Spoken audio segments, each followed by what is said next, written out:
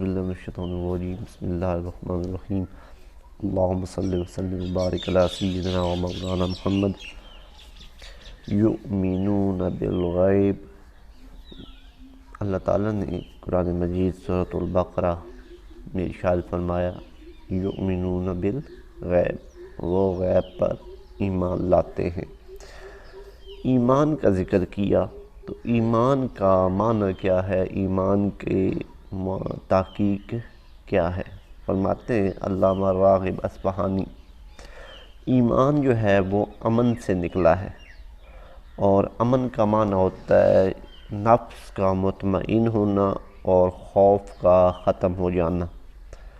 امن، امانت اور امان اصل میں یہ مصدر ہیں، اور ان سے پھر آگے ایمان نکلا ہے۔ امان انسان کی حالت امن کو کہتے ہیں، انسان کے پاس جو کچھ حفاظت کے لیے رکھا جائے اس کو امانت کہتے ہیں۔ اللہ تعالیٰ نے قرآن مجید میں اس حوالے سے ارشاد فرمایا سورۃ الانفال آیت نمبر 27 میں، یا ایھا الذین آمنوا لا تخونوا اللہ والرسول وتخونوا اماناتکم، اے ایمان والو اللہ اور رسول سے خیانت نہ کرو اور نہ اپنی امانتوں میں خیانت کرو۔ یہاں پر اب اماناتکم خیانت نہ کرو اپنی امانتوں میں، تو یہ امانت جو ہے اسی سے ایمان کا لفظ نکلا ہے۔ دوسری جگہ سورۃ الاحزاب میں ارشاد فرمایا انا عرضنا الامانۃ علی السماوات والارض والجبال، بے شک ہم نے آسمانوں اور زمینوں اور پہاڑوں پر اپنی امانت پیش کی۔ امانت سے کیا مراد ہے؟ اللہ پر ایمان لانا، یہ ہم نے پیش کیا، لیکن انہوں نے انکار کر دیا۔ نہ آسمانوں نے اٹھایا، نہ زمین نے اٹھایا، نہ پہاڑوں نے اٹھایا، ہم انسانوں نے اس چیز کو اٹھا لیا۔ اور قرآن مجید میں ہے وَمَن دَخَلَهُ كَانَ آمِنًا، اور جو حرم میں داخل ہوا وہ بے خوف ہو گیا۔ آمینہ امن میں آ گیا۔ کس چیز سے بے خوف ہو گیا؟ جو ایمان لے آیا وہ دوزخ سے بے خوف ہو گیا، یا وہ دنیا کی مصیبتوں سے بے خوف ہو گیا۔ اس کا معنی ہے کہ حرم کے اندر جو بندہ چلا جاتا ہے اللہ کے گھر میں، وہ قصاص سے، قتل ہونے سے بچ جاتا ہے۔ اسی طرح جب اس سے امن سے ایمان نکلے گا تو اس کا مطلب کیا ہوگا کہ وہ بندہ دوزخ سے بچ جائے گا، وہ دنیا کی مشقتوں اور مصیبتوں سے بچ جائے گا۔ تو یہ ہے ایمان کا لفظی معنی۔ اور شرعی معنی کیا ہے؟ شریعت میں ہم اس ایمان کو کیا کہتے ہیں؟ ہم کہتے ہیں کہ جو بندہ اللہ پر اور اس کے آخری نبی حضرت محمد مصطفیٰ صلی اللہ علیہ وآلہ وسلم کی لائی ہوئی شریعت کو مانے گا وہ ایمان والا ہے۔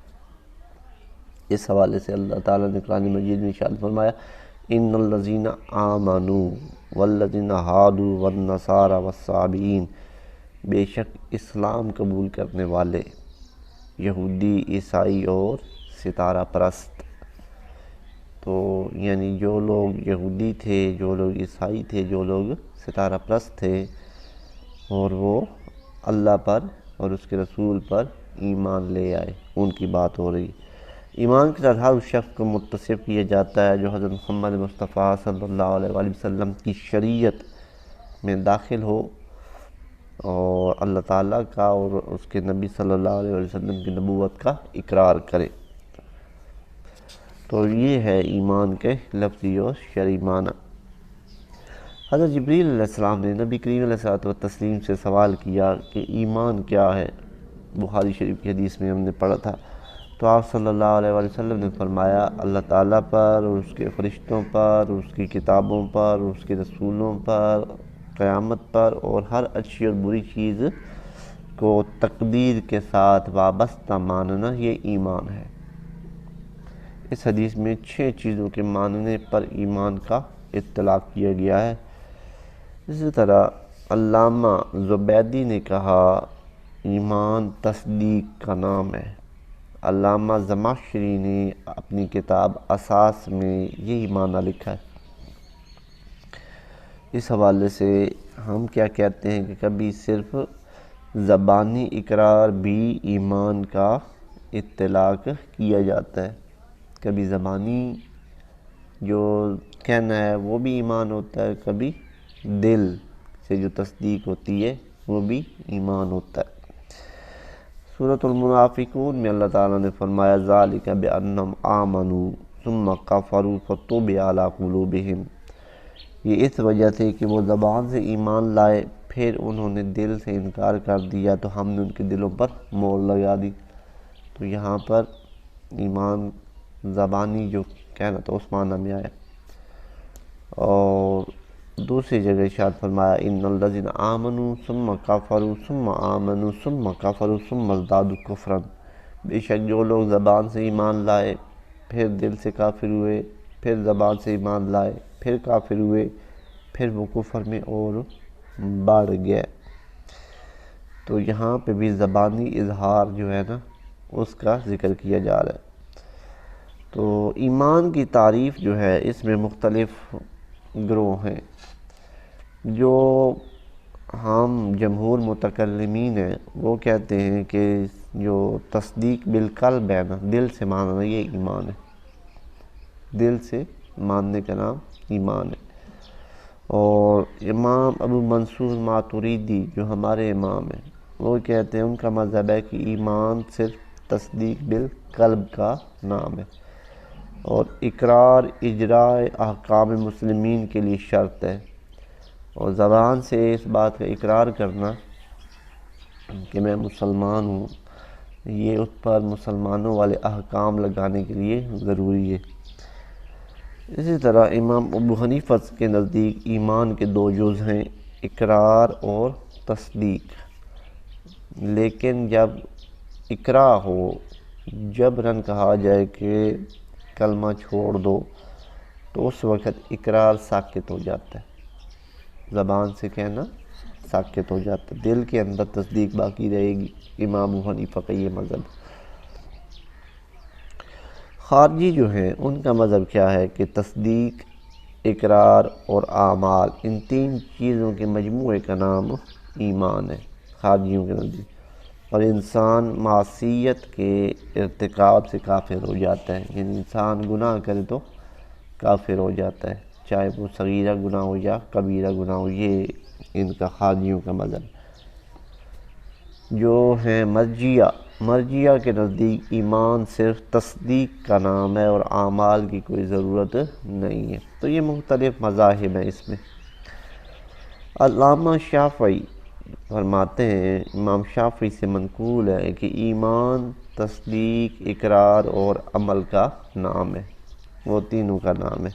وہ کہتے ہیں کہ جس کی تصدیق میں خلل ہو وہ منافق ہے، یعنی جو دل سے نہ مانے وہ منافق ہے، اور جو زبان سے اقرار نہ کرے وہ کہتے ہیں کہ وہ کافر ہے، اور جس کے عمل میں خلل ہو وہ فاسق ہے، امام شافعی یہ کہتے ہیں۔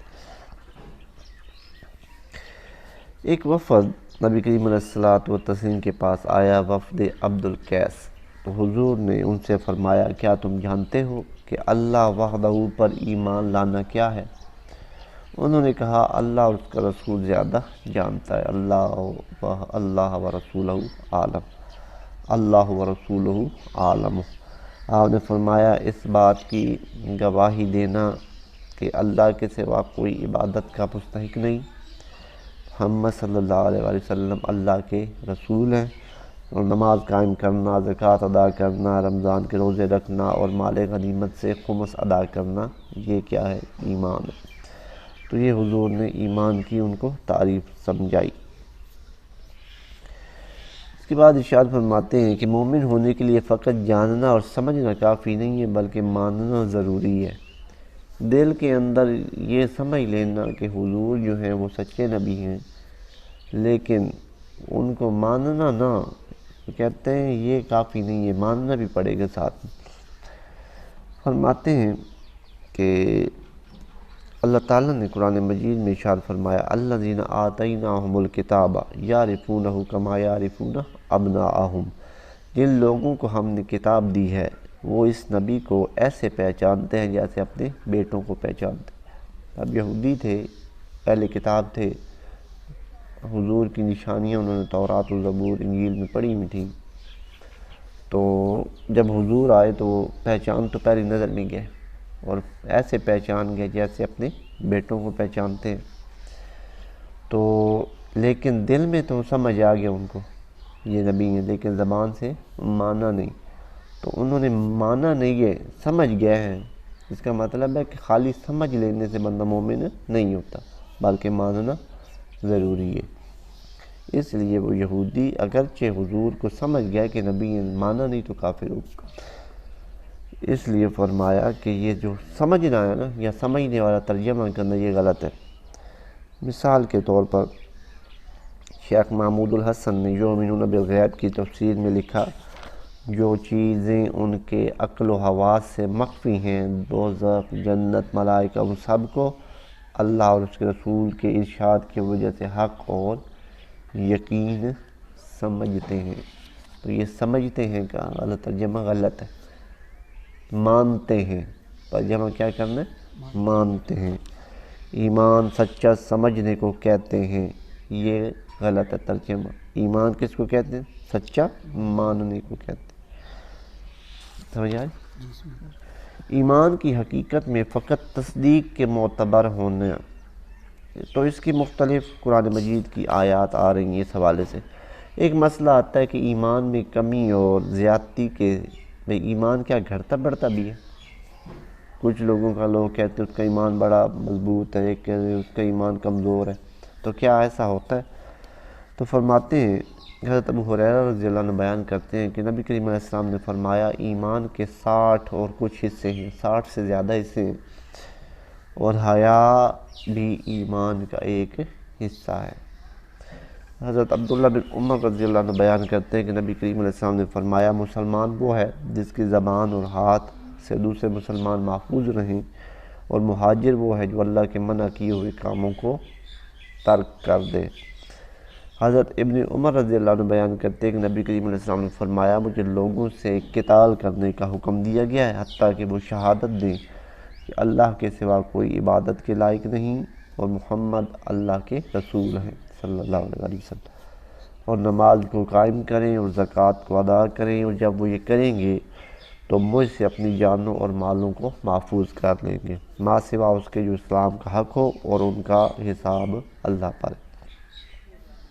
ان احادیث میں یہ جو میں نے پڑھی ہیں، ایمان کے متعدد اجزاء بیان کیے گئے ہیں، اور جو شخص ان اجزاء میں سے کسی جز پر عمل کو ترک کرے گا، اس کا ایمان اس شخص سے کم ہوگا جو ان تمام اجزاء پر عمل کرے گا۔ ایک بندہ ان تمام چیزوں پر عمل کرتا ہے تو اس کا ایمان زیادہ ہوگا، اور جو ان پہ عمل نہیں کرتا اس کا ایمان پھر اس حوالے سے کم ہوگا۔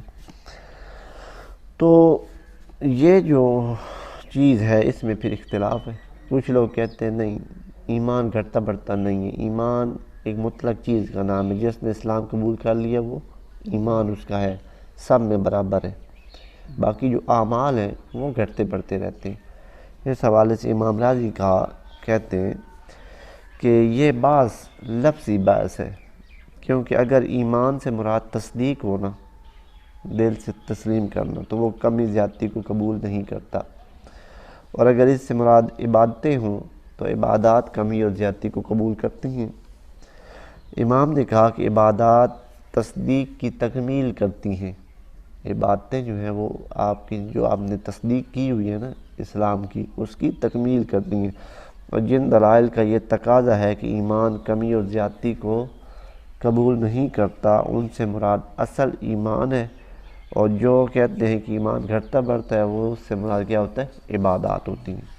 جو کہتے ہیں کہ ایمان گھٹتا بڑھتا ہے ان کی مراد عبادات ہوتی ہیں، اور جو کہتے ہیں کہ ایمان گھٹتا بڑھتا نہیں ہے ان کی مراد کیا ہوتی ہے؟ اصل ایمان اور نفس ایمان۔ تو یہ ایک لفظی بات ہے، اس میں اختلاف کوئی نہیں ہے، امام راضی نے کہا۔ اس کے بعد ارشاد فرماتے ہیں کہ ایمان اور اسلام کیا الگ الگ چیزیں ہیں، یا ایمان اور اسلام ایک ہی چیز کے نام ہے؟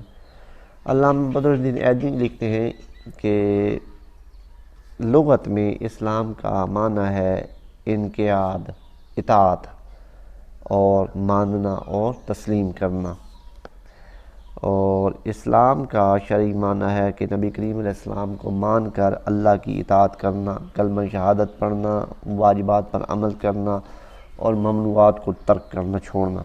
کیونکہ حضرت ابو ہریرہ رضی اللہ عنہ بیان کرتے ہیں کہ جب حضرت جبریل امین نے نبی کریم علیہ السلام سے اسلام کے متعلق پوچھا تو آپ نے فرمایا اسلام یہ ہے کہ تم اللہ کی عبادت کرو اور اس کے ساتھ کسی کو شریک نہ کرو، نماز قائم کرو، زکوٰۃ ادا کرو، رمضان کے روزے رکھو، اور اسلام کا اطلاق دین محمد صلی اللہ علیہ وآلہ وسلم پر بھی کیا جاتا ہے۔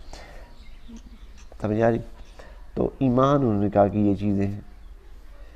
اسلام کیا ہے کہ اللہ کی عبادت کرو، اس کے ساتھ کسی کو یعنی کلمہ، اسلام کے 5 ارکان ہیں، شہادت اللہ الہ الا اللہ، اس کے بعد اقیم الصلاۃ، آتوا الزکوٰۃ، والحج من استطاع الیہ سبیلا، وصوم رمضان۔ یہ جو 5 ارکان ہیں یہ اسلام ہے۔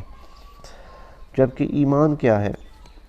فرماتے ہیں کہ ایمان کے بارے میں فرمایا گیا ہے کہ فَأَخْرَجْنَا مَنْ كَانَ فِيهَا مِنَ الْمُؤْمِنِينَ فَمَا وَجَدْنَا فِيهَا غَيْرَ بَيْتٍ مِنَ الْمُسْلِمِينَ۔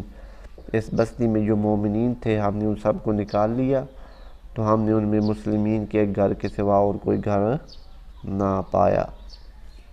سمجھ آ رہی؟ اگر اسلام ایمان کا غیر ہو تو اس آیت میں مومنین سے مسلمین کا استثناء صحیح نہیں ہوگا۔ سمجھ آ رہی؟ تو یہاں سے کیا لگ رہا ہے کہ ایمان اور اسلام ایک ہی چیز ہے۔ ایمان اور اسلام ایک ہی چیز ہے، کیونکہ فرمایا فَأَخْرَجْنَا مَنْ كَانَ فِيهَا مِنَ الْمُؤْمِنِينَ، ہم نے اس بستی میں سے جو مومن تھے سب کو نکال لیا۔ فَمَا وَجَدْنَا فِيهَا غَيْرَ بَيْتٍ مِنَ الْمُسْلِمِينَ، تو ہم نے اس بستی میں مسلمانوں کا ایک ہی گھر پایا۔ کتنے گھر پائے؟ ایک گھر کے سوا اور کوئی گھر نہ پایا۔ کیا کہا تھا کہ ہم نے بستی میں سے مومنوں کو نکال لیا، پھر آگے فرمایا کہ ہم نے اس بستی میں دیکھا تو کون تھا؟ صرف ایک ہی گھر مسلمانوں کا تھا۔ مسلمانوں کا ایک ہی گھر، یعنی مومن اور مسلم ایک ہی چیز ہے۔ مومن اور مسلم ایک ہی چیز ہے۔ خلاصہ یہ ہے کہ شریعت میں یہ کہنا صحیح نہیں ہے کہ فلاں شخص مومن ہے اور مسلم نہیں، یہ کہنا صحیح نہیں ہے۔ جو مومن ہے وہ مسلم ہے، یا مسلم ہے تو وہ مومن ہے۔ مومن اور مسلم ایک ہی چیز ہے۔ اس طرح ارشاد فرمایا کہ کیا تم جانتے ہو کہ فقط اللہ پر ایمان لانے کا کیا معنی ہے؟ انہوں نے کہا اللہ اور اس کے رسول کو زیادہ علم ہے۔ تو آپ نے فرمایا یہ گواہی دینا کہ اللہ کے سوا کوئی عبادت کا مستحق نہیں اور حضرت محمد صلی اللہ علیہ وآلہ وسلم اللہ کے رسول ہیں، اور نماز قائم کرنا اور زکوٰۃ ادا کرنا اور رمضان کے روزے رکھنا اور مال غنیمت میں سے خمس ادا کرنا۔ تو یہاں سے کیا مراد ہے؟ ایمان سے مراد ایمان کی علامتیں اور اس کے ثمرات ہیں۔ تو اسلام یہ ہے کہ تم یہ گواہی دو کہ اللہ کے سوا کوئی عبادت کا مستحق نہیں، اور یہ کہ محمد صلی اللہ علیہ وآلہ وسلم اللہ کے رسول ہیں، اور نماز قائم کرو اور زکوٰۃ ادا کرو، رمضان کے روزے رکھو، اور اگر تم کو استطاعت ہو تو بیت اللہ کا حج کرو۔ تو اسلام اعمال کا نام ہے، سمجھ آ رہی ہے؟ اور اسلام سے مراد اسلام کے ثمرات اور اس کی علامات ہیں۔ تو یعنی ایمان و اسلام ایک ہی چیز ہے۔ ایمان و اسلام ایک ہی چیز ہے۔ ایمان کے اندر دل سے تصدیق اور اسلام کے اندر اس کے اعمال یہ شامل ہوتا ہے۔ اور پھر اسلام کے اندر بھی پہلا رکن کیا ہے؟ لا الہ الا اللہ، اور ایمان میں بھی یہی ہے، یعنی دونوں چیزیں ایک ہی ہیں۔ اللہ تعالیٰ سے دعا ہے کہ اللہ تعالیٰ ان چیزوں کو سمجھنے کی توفیق عطا فرمائے۔